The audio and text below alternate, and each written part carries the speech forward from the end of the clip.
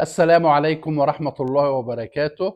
محبي عادل فتحي بشكركم جميعا على سؤالكم عليا على الواتس واطمئنانكم عليا. اطمنوا خالص، انا مش عايز اقول لان كل الناس كتر الف خيرها وما كنتش عارف ان انا غالي عليكم او كده.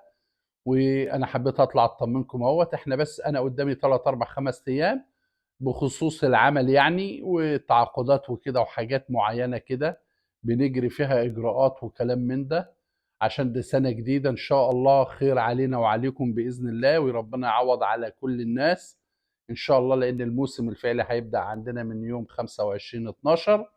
وإن شاء الله هبقى أصور لكم برضو في المزرعة وأوريكم كل حاجة.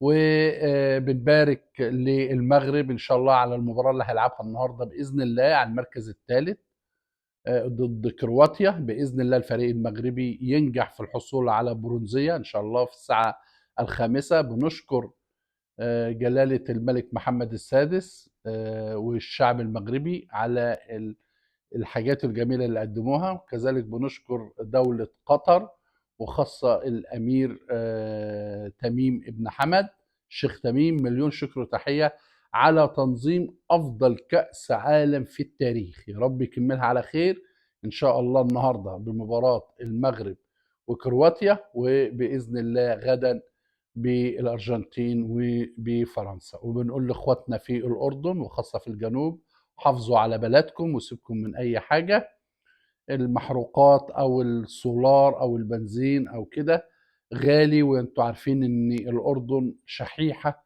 في المواد البتروليه.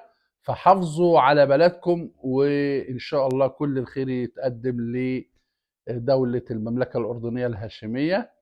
تحياتي ليكم، وان شاء الله استحملوا بس. ممكن بكره ربنا يعني ينجز كده، ممكن بعده ان شاء الله في اقرب فرصه هتلاقوني طالع معاكم ومليون، وغيرت لكم اللوكيشن اهو.